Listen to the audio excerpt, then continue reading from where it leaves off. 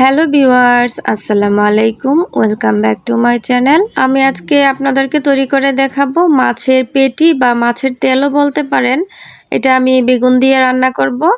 আর কিভাবে রান্না করলে মাছের পেটিটা অনেক বেশি টেস্ট হয় বা খেতে ভালো হয়, সেই রেসিপিটি আজকে আপনাদের সাথে শেয়ার করছি। আশা করব রেসিপিটি আপনাদের কাছে অনেক ভালো লাগবে। ফার্স্টে আমি দেখিয়ে দিচ্ছি, এখানে আমি বেশ কিছুটা কাতলা মাছের পেটি নিয়েছি। আর এখন আমি পেটিটাকে হলুদ লবণ দিয়ে মাখিয়ে নিব। হাফ টেবিল চামচ হলুদের গুঁড়া, হাফ টেবিল চামচ লবণ দিয়ে দিলাম। এখন সব কিছু একটু ভালোভাবে মিশিয়ে নিব। চুলায় একটা প্যান বসিয়ে দিয়েছি। প্যানটা গরম হয়ে আসলে সয়াবিন তেল দিয়ে দিলাম। এর মধ্যে বেগুনগুলো ভেজে নিব। মাছের পেটিটা আজকে আমি বেগুন দিয়ে রান্না করব। 1 চিমটি হলুদ গুঁড়া দিয়ে দিলাম। বেগুন ভাজার পর কালারটা যেন সুন্দর হয়। বেগুন ভাজার সময় চুলার আঁচটা হাই হিটে রেখে ভাজবেন, এতে করে বেগুন গলে যাবে না, নরম হবে না, ভাজাটাও খুব সুন্দর হবে। বেগুনগুলা ভাজা হয়ে গেছে, এখন আমি তেল থেকে তুলে নিচ্ছি। একই প্যানের মধ্যে আমি আবার পেটিগুলা ভেজে নিব। মাছের পেটিগুলা ভাজার সময় চুলার আঁচটাকে কমিয়ে দিবেন, তাহলে পেটিগুলা খুব সুন্দরভাবে মচমচা করে ভাজা হবে। পেটিগুলা কিন্তু আমার ভাজা হয়ে গেছে, এখন আমি তেল থেকে তুলে নিচ্ছি।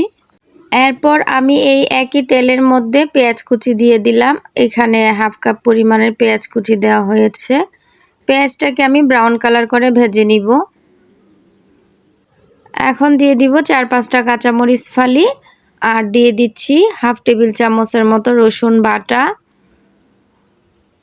দিয়ে দিচ্ছি হাফ টেবিল চামচের মতো হলুদ গুঁড়া, 1 টেবিল চামচ মরিচের গুঁড়া, দিয়ে দিচ্ছি হাফ টেবিল চামচ ধনিয়ার গুঁড়া, হাফ টেবিল চামচ জিরার গুঁড়া, আর দিয়ে দিচ্ছি স্বাদ মতো লবণ।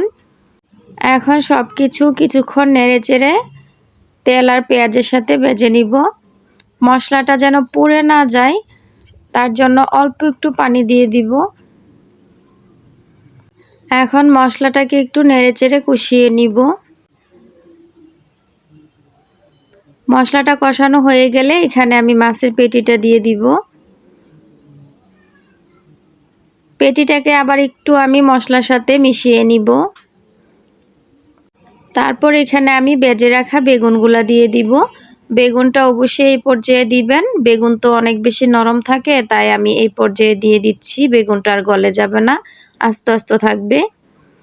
এখন সব কিছু একটু ভেজে নিব।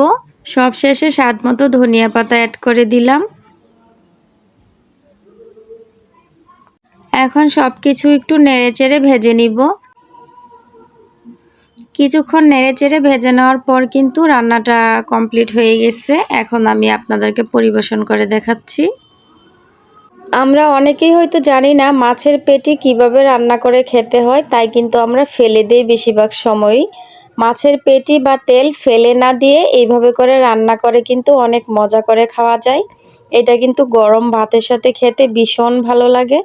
আশা করছি আমার রেসিপিটি আপনাদের কাছে ভালো লেগেছে। আর যদি ভালো লেগে থাকে চ্যানেল সাবস্ক্রাইব করে লাইক, কমেন্ট, শেয়ার করে দিবেন।